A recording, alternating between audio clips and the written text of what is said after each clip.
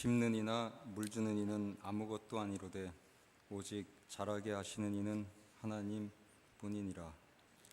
주여, 이 총신 가운데서도 오직 자라게 하시는 하나님께 저희가 찬미와 영광을 올려드립니다.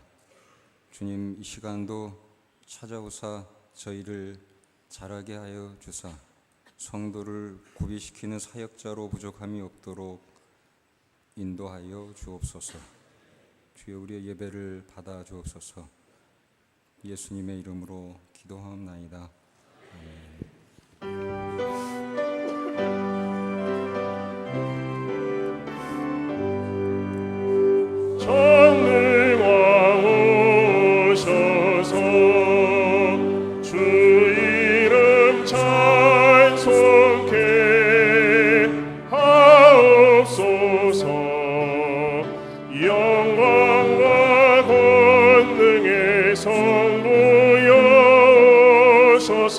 우리를 다스려 주옵소서.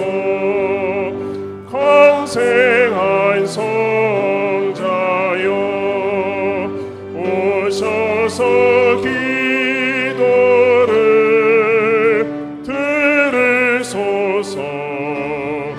택하신 백성들 복 내려 주시고 거룩한 마음을 주옵소서. 위로의 주 성령 오셔서 큰 증거 주옵소서. 전능한 주시여 각 사람 마음에서 떠나지 마시고 계십소서. 성삼위일체께 한없는 찬송을 드립니다. 존귀한 주님을 영광 중 배웠고 영원히 모시게 하옵소서.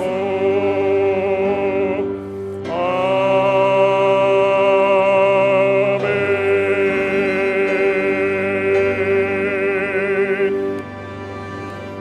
전능하사 천지를 만드신 하나님 아버지를 내가 믿사오며 그 외아들 우리 주 예수 그리스도를 믿사오니 이는 성령으로 잉태하사 동정녀 마리아에게 나시고 본디오 빌라도에게 고난을 받으사 십자가에 못 박혀 죽으시고 장사에 죽은 자 가운데서 다시 살아나시며 하늘에 오르사 전능하신 하나님 우편에 앉아 계시다가 저희로서 산자와 죽은 자를 심판하러 오시리라. 성령을 믿사오며 거룩한 공예와 성도가 서로 교통하는 것과 죄를 사해 주시는 것과 몸이 다시 사는 것과 영원히 사는 것을 믿사옵나이다. 아멘.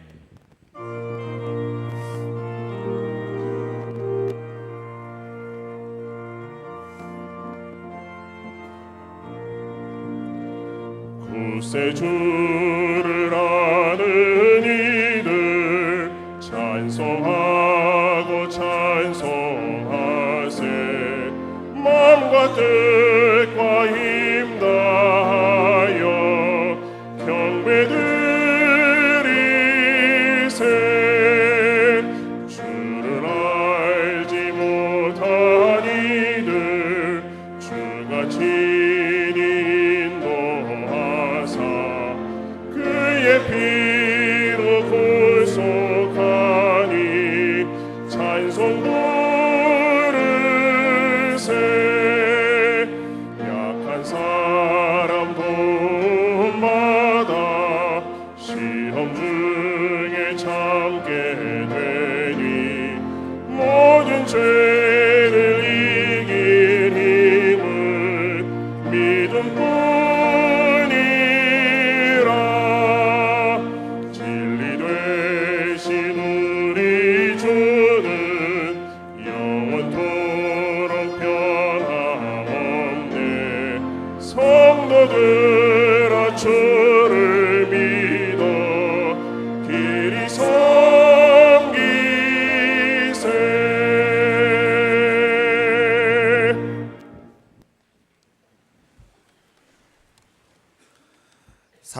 사랑과 풍성하신 하나님 아버지 감사를 드립니다.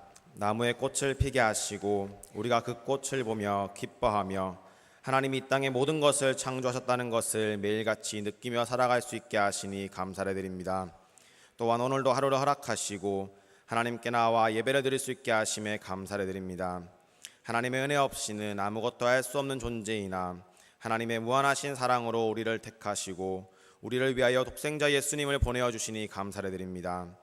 우리가 하나님의 사랑을 입어 이 땅에 살아가고 있음을 항상 기억하게 하시고 우리를 먼저 사랑하신 하나님의 그 사랑을 우리 주변의 지체들에게 이웃들에게 나누며 살아가길 원합니다. 우리에게 사랑할 수 있는 마음을 허락하시어 우리가 사랑할 수 있도록 인도하여 주옵소서. 아직 많이 부족한 우리들을 하나님의 말씀을 배우는 자리에 불러주시니 감사드립니다. 우리가 말씀을 배우면 배울수록 우리의 무지함을 깨닫게 하시고 하나님의 은혜가 없이는 하루도 살아갈 수 없다는 것을 잊지 않아 하나님께 항상 감사하며 우리의 모든 것을 드리는 삶을 살아가게 하옵소서. 우리의 삶에서 믿음의 열매를 맺게 하시고 항상 감사하고 즐거워하게 하옵소서. 환경의 지배를 받지 않고 하나님이 주신 믿음으로 이기게 하시어 하나님을 믿는 믿음이 점점 자라나 그리스도의 장성한 분량에 이르게 하옵소서.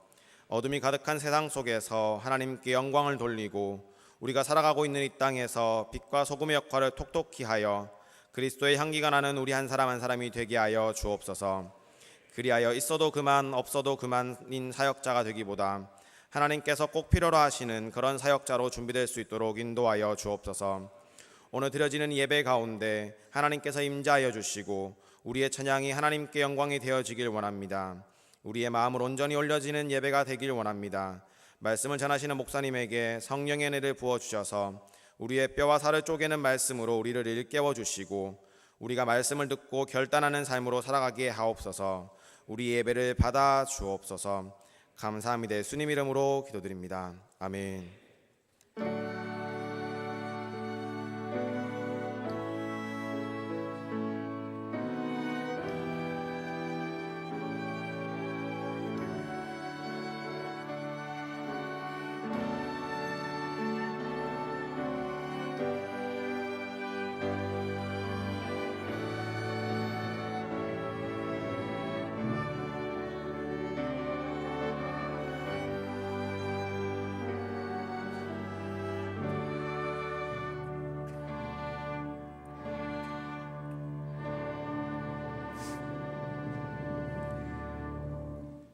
본문 말씀은 마가복음입니다. 마가복음 6장 31절부터 44절까지 교독하겠습니다.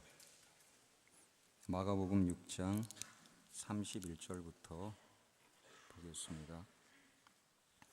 이르시되 너희는 따로 한적한 곳에 가서 잠깐 쉬어라 하시니 이는 오고 가는 사람이 많아 음식 먹을 겨를도 없음이라. 그들이 가는 것을 보고 많은 사람이 그들인 줄 안지라. 모든 고을로부터 도보로 그곳에 달려와 그들보다 먼저 갔더라.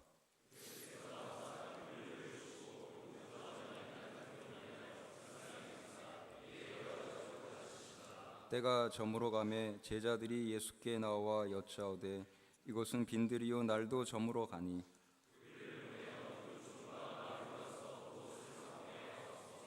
대답하여 이르시되 너희가 먹을 것을 주라 하시니 여짜오되 우리가 가서 200데나리온의 떡을 사다 먹으리이까.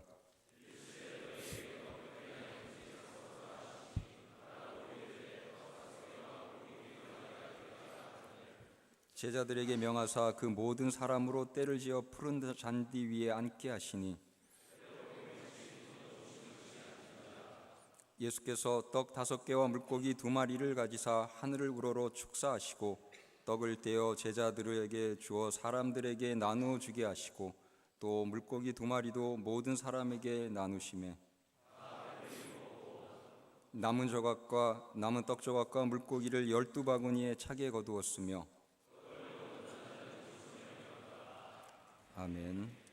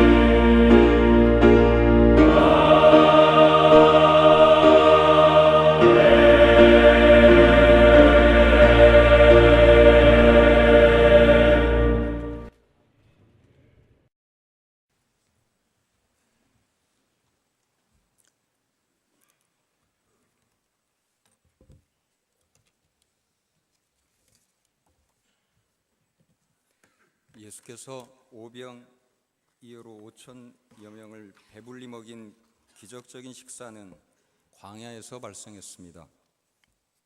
그래서 이 사건은 광야에서 만나를 먹던 시절을 연상시킵니다. 유대인들은 메시아가 오면 다시 하늘에서 내린 만나를 먹을 것을 기대하였습니다. 이제 그 기대가 이루어졌습니다. 따라서 이 기적적인 광야 식사는 예수께서 메시아이심을 입증하는 표적이었습니다. 메시아 예수께서는 광야로 나온 큰 무리를 보고 불쌍히 여기셨습니다. 마가는 그들이 목자 없는 양과 같았다고 합니다. 민수기 27장은 모세를 잃은 히브리인들을 목자 없는 양으로 묘사합니다. 여호와 모든 육체의 생명의 하나님이시여 원하건대 한 사람을 이 회중 위에 세워서 그로 그들 앞에 출입하여 그들을 인도하여 출입하게 하사 여호와의 회중이 목자 없는 양같이 되지 않게 하옵소서. 모세 잃은 백성, 이제 모세가 가고 지도자를 잃게 될 그 백성들을 목자 없는 양으로 묘사하고 있습니다. 지도자를 잘못 만난 백성, 압제자를 만난 백성, 다 목자 없는 양 같은 백성들입니다.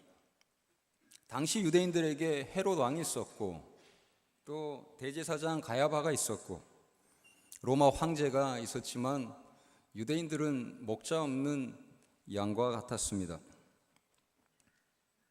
그들은 목자로서의 메시아를 기다리고 있었습니다. 이제 그들이 기다리던 목자가 나타났습니다. 광야로 나온 유대인들은 이집트에서 탈출하여 광야에서 무리지었던 대형으로 무리짓고 오병이어 식사를 하게 되었습니다. 40절은 무리들이 100명씩 또는 50명씩 무리지었다고 기록합니다. 이것은 출애굽, 이집트 탈출 후에 광야에서 유대인들이 무리지었던 방식이었습니다. 이런 모습은 출애굽이 재현되기를 기대하는 유대인들의 기대를 보여줍니다. 이제 유대인들의 새 출애굽 기대를 성취하는 사건이 발생했습니다.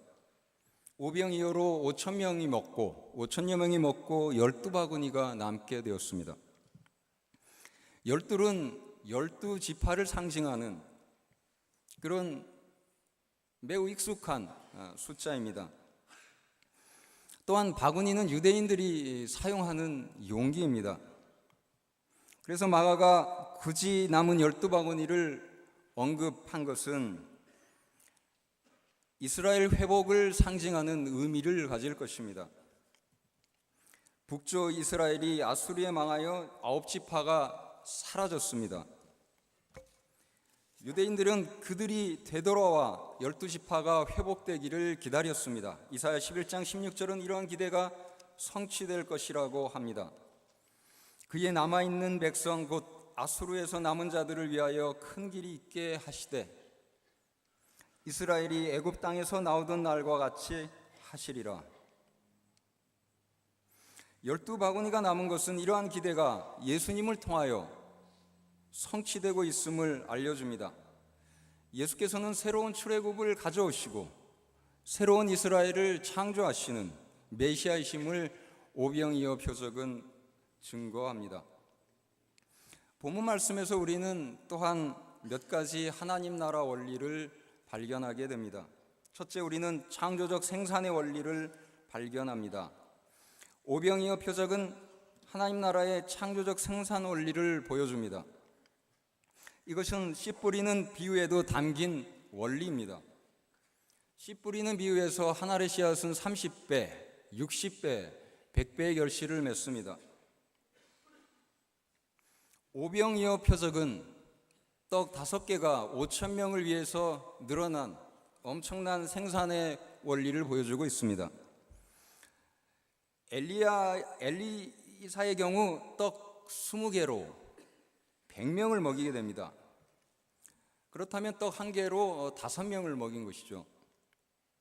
그렇다면 떡 5개로 5,000명을 먹이려면 이 비율로 볼 때에도 최소한 1,000배가 늘어나야 합니다.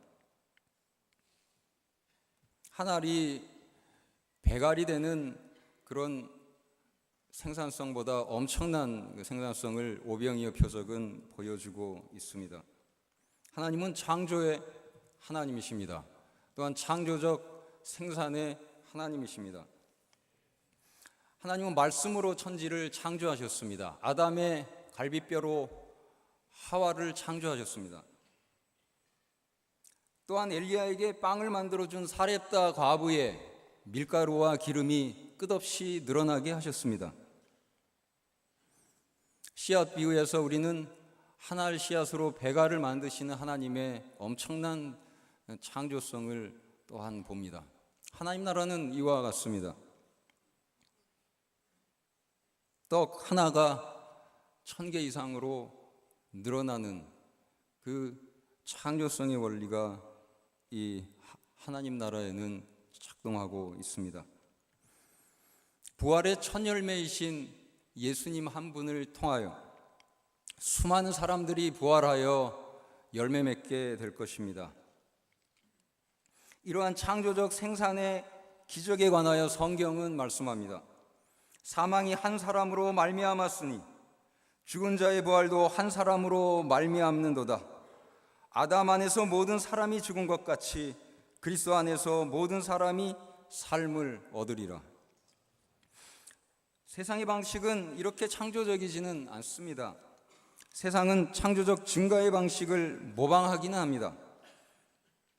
재벌의 상호 출자와 순환 출자의 방식도 그렇습니다. A 회사가 B 회사가 서로 상호 출자하던가 A, B, C, D 회사가 서로 순환 출자해서 자산을 늘려갑니다. 이것은 겉보기에는 느는 것 같지만 이것은 거품의 증가일 뿐입니다. 이 거품이 붕괴될 때 자기에게도 해롭고 사회에도 해로운 엄청난 비극이 발생하게 됩니다.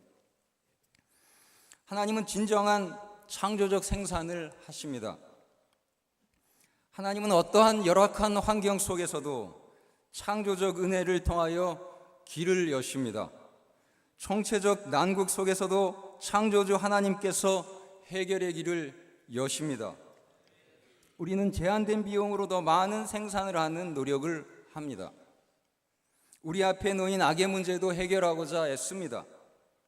그러나 인간의 방식에는 한계가 있습니다. 우리의 아이디어와 통찰력에 한계가 있고 우리의 재물과 능력에도 한계가 있습니다. 이 모든 문제를 궁극적으로 해결하시는 분은 창조주 하나님이십니다. 창조주 하나님의 창조 능력이 궁극적 해결의 열쇠입니다. 우리는 그러한 해결의 능력을 가진 존재는 아닙니다. 그저 마땅히 해야 할 일을 할 뿐입니다.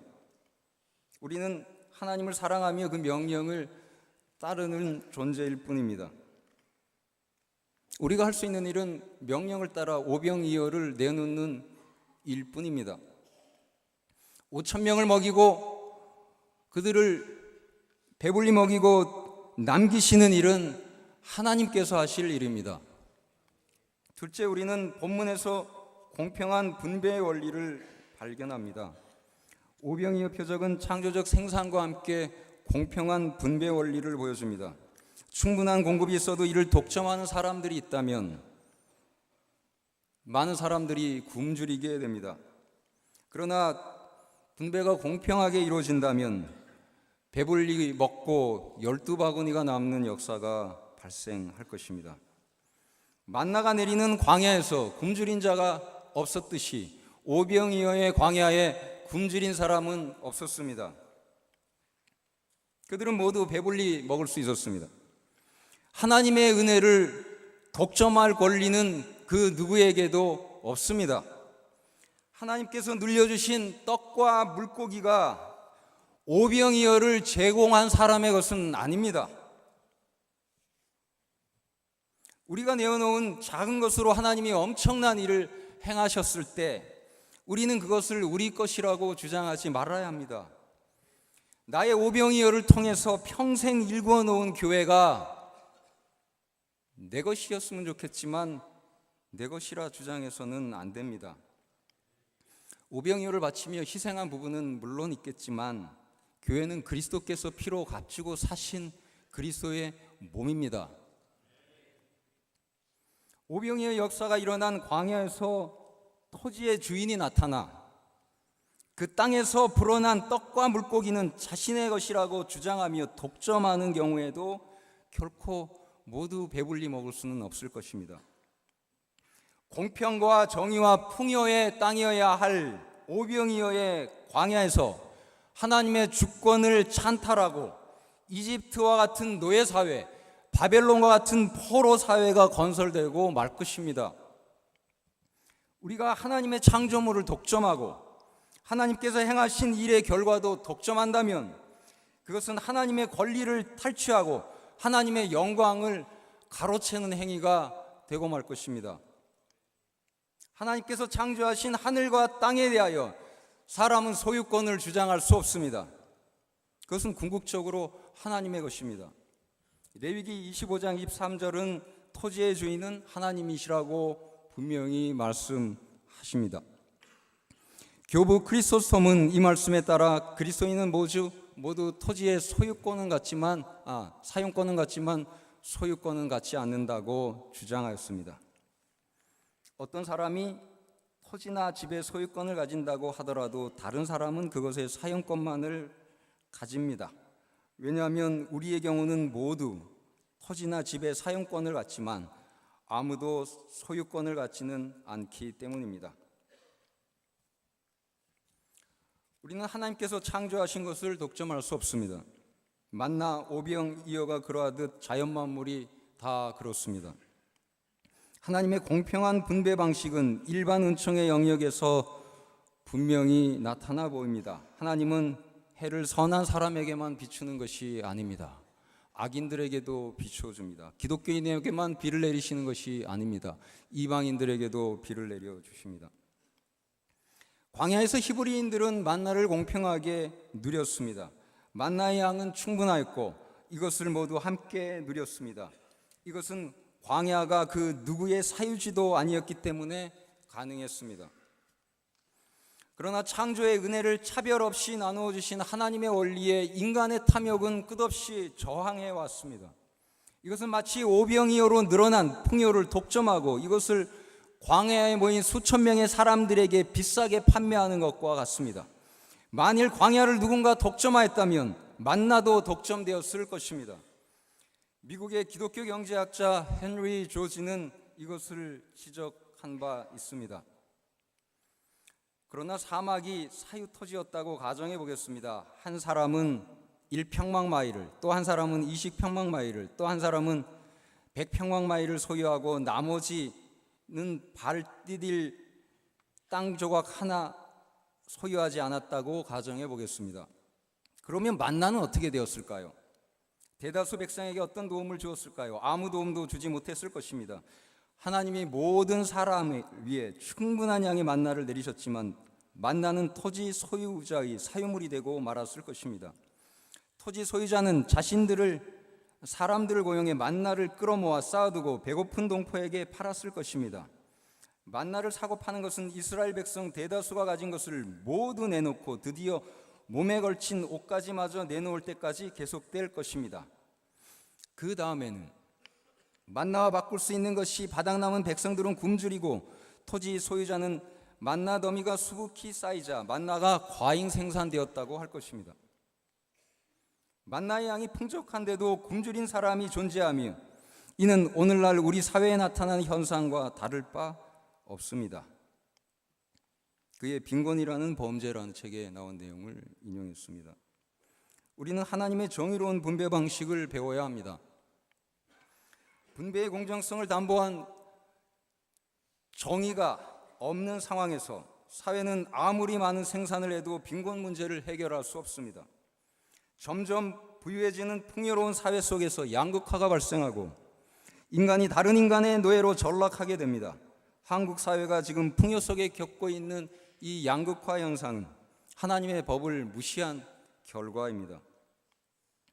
먼저 공의를 구하지 않고 풍요를 추구한 한국 사회 속에 토지 소유는 매우 불평등하게 되었습니다. 2006년의 경우 상위 1%가 민유주의 57%, 상위 10%가 민유주의 98.4%를 소유하고 있었습니다. 이처럼 소수가 대부분을 차지한 토지는 그 가치가 상승하였고 이 가치 상승으로 발생한 불로소득은 때로는 온 국민이 땀 흘려 일해서 번 돈보다 많았습니다. 2005년에 발생한 집가 상승으로 인한 불로소득은 346조 원인데 이것은 2004년 한 해 동안 1,400만 노동자 전체가 번 342조 원보다 4조 원이나 더 많았습니다. 누가 일하겠습니까? 투기를 통한 집가 상승은 주기적 경제 공황의 원인을 제공하였습니다. 경제학자들은 18년 주기로 반복되는 집가 상승의 최고점 후에 경제 공황이 오는 것을 관찰하게 되었습니다. 많은 기업들이 망하고 일자리는 줄어들고 실업자는 늘어납니다. 규제가 완화된 신자유주의 경제 체제 속에서는 기업들이 비정규직을 만들어 이 비용 절감을 통하여 난국을 해결하고자 합니다. 그러나 비정규직이 느는 만큼 만들어낸 제품을 살 사람도 줄어듭니다. 토끼들이 굶어 죽는 광야에 여우들도 굶어 죽는 그런 먹이사슬 현상이 발생합니다. 인간의 탐욕은 보이지 않는 손으로 작용하여 경제를 발전시키기도 하지만 하나님의 공의로운 법의 통제가 없을 때는 결국 경제 공황을 통하여 그 사회를 징벌하기도 합니다. 이웃을 손해보게 하면서 나는 이득 보고자 하는 결과는 결국 모두 손해보는 것입니다.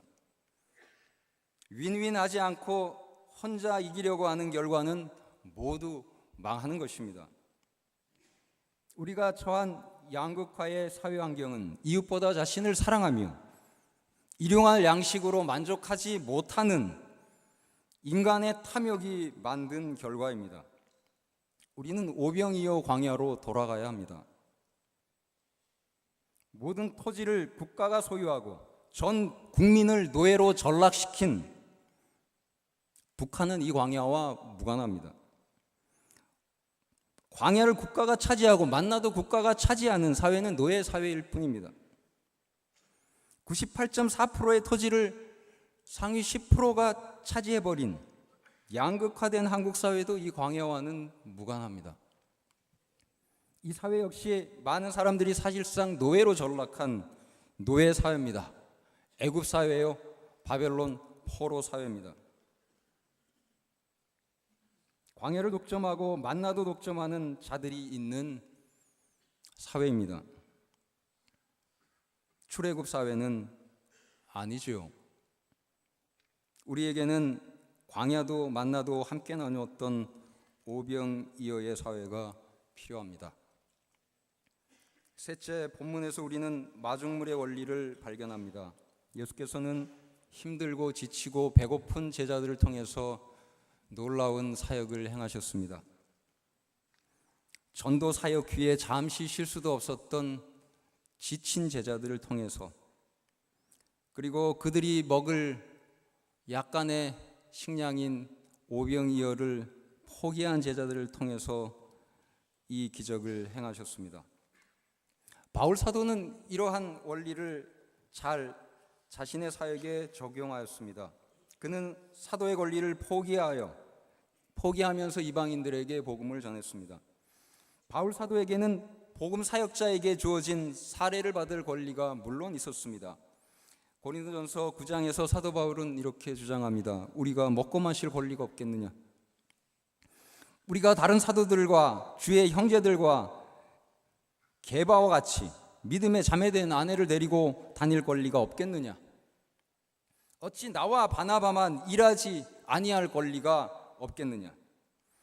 이 권리는 예수께서 주신 권리였습니다. 고린도전서 9장 14절에서 사도 바울은 지적합니다. 주께서도 복음 전하는 자들이 복음으로 말미암아 살리라 명하셨느니라. 그러나 바울은 효과적인 복음 전파를 위해서 이 권리를 포기했습니다. 우리가 이 권리를 쓰지 아니하고 범사에 참는 것은 그리스도의 복음이 아무 장애가 없게 하려 함이로다. 하나님은 바울의 권리 포기를 통해서 위대한 일을 행하셨습니다. 바울의 권리 포기는 그리스도를 본받아 이루어진 것입니다. 권리 포기를 통해서 놀라운 일을 행하신 모범은 그리스도셨습니다. 성경은 말씀합니다. 우리 주 예수 그리스도의 은혜를 너희가 알거니와 부요하신 이로써 너희를 위하여 가난하게 되심은 그의 가난함으로 말미암아 너희를 부요하게 하심이라. 이러한 원리를 세상에서는 마중물의 원리라고 부릅니다. 물을 펌프에 부어 낭비하는 듯하지만 이를 통해서 많은 물을 길어오르는 원리입니다. 이때 처음 붓는 물을 마중물이라고 부릅니다. 하나님의 은혜의 물은 무한하고 풍성합니다. 그러나 하나님께서는 우리로 하여금 마중물을 붓고 펌프질을 하게 하십니다. 예수께서도 오병이어를 내놓게 하시고 그를 통해서 놀라운 표적을 행하셨습니다. 풍성한 하나님의 은혜의 샘물이 온 광야를 적시는 사역에 오병이어의 마중물이 사용됩니다. 예수께서 포기된 휴가와 포기된 도시락을 통해서 5천 명을 배불리 먹이셨습니다. 하나님의 풍요한 생산과 정의로운 분배의 역사는 사랑의 내어놓음을 통해서 시작됩니다. 정당하게 권리를 주장할 수 있는 것을 포기하는 사랑의 내어놓음을 성경은 코이노니아라 부릅니다. 사도 바울은 이방 성도들과 예루살렘 성도들 사이에 코이노니아를 위해서 힘썼습니다. 이에 너희의 넉넉한 것으로 그들의 부족한 것을 보충함은 후에 그들의 넉넉한 것으로 너희의 부족한 것을 보충하여 균등하게 하려 함이라. 우리 사회는 헌신하는 소수가 내어놓은 오병이어를 통해서 하나님께서 이루시는 놀라운 창조적 생산을 함께 누리는 사회가 되어야 합니다. 이 세상 광야 한가운데서 교회가 그런 마중물이 되어야 합니다. 이러한 교회에 관하여 사도 바울은 말씀합니다. 교회는 그의 몸이니 만물 안에서 만물을 충만하게 하시는 이의 충만함이니라. 교회는 씨앗, 교회라는 씨앗, 교회라는 마중물을 통해서 하나님은 세상을 차고 넘치고 충만하게 하십니다. 교회는 이 충만함을 독차지 않고 나누어 주어야 합니다. 우리의 정체성은 복음의 씨앗을 통해서 발생하는 모든 열매로 오직 하나님께 영광을 돌리며 그저 묵묵히 섬기는 그리스도의 노예일 뿐입니다. 이러한 사역자에 관하여 성경은 말씀합니다. 심는 이나 물 주는 이는 아무것도 아니로되 오직 자라게 하시는 이는 하나님 뿐이니라. 가난한 자 같으나 많은 사람을 부유하게 하고 아무것도 없는 자 같으나 모든 것을 가진 자로다.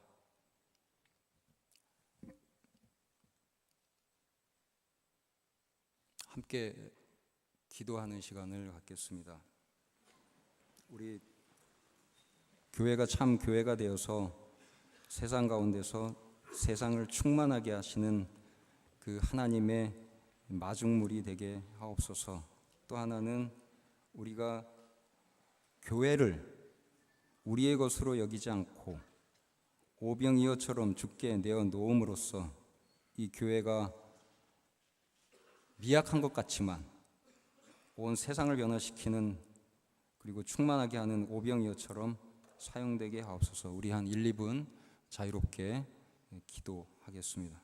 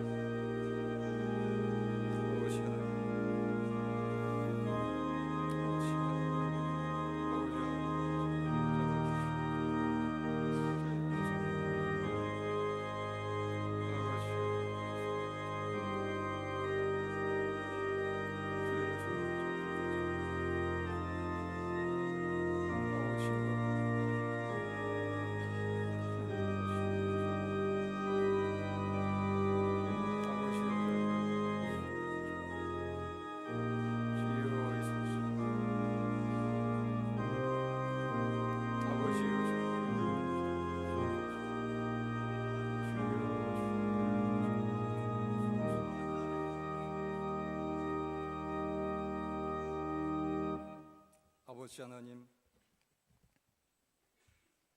저희의 교회를 붙잡아 주시옵소서. 주께서 붙잡으시고 이 세상에 떼어 주시옵소서. 그리하여 저희가 심히 미약하고 부끄러움 당하는 교회이지만 주님의 손에 붙잡혀 떼어질 때에 온 세상이 먹고 배불려주는 역사 일어나게 하여 주시옵소서. 저희의 것이라 하지 않고 주께 내어드리는 겸허한 자들이 될 수 있도록 주여 저희를 축복하여 주시옵소서. 저희가 누리지 않고 주의 손에 내어놓게 하여 주옵소서. 주여 오셔서 저희를 다스려 주시고 저희를 떼어 세상에 나누어 주옵소서. 예수님의 이름으로 기도하옵나이다.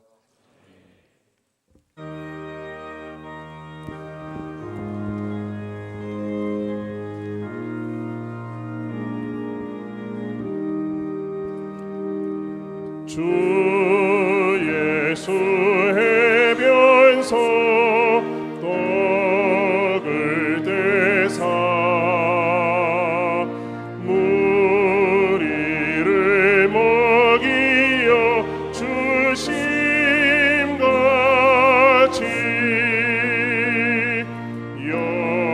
영생의 양식을 나에게도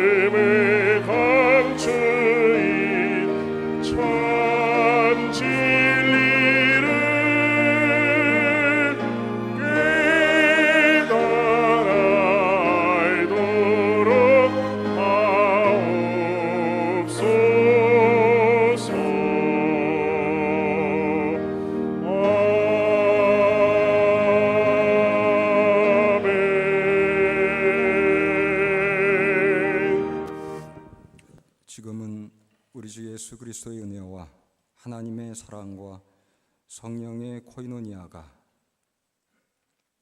이 자리에 모인 하나님의 사랑하는 종들 위에, 예수 그리스도의 거룩한 백성 위에 지금부터 영원토록 함께 계셔지이다.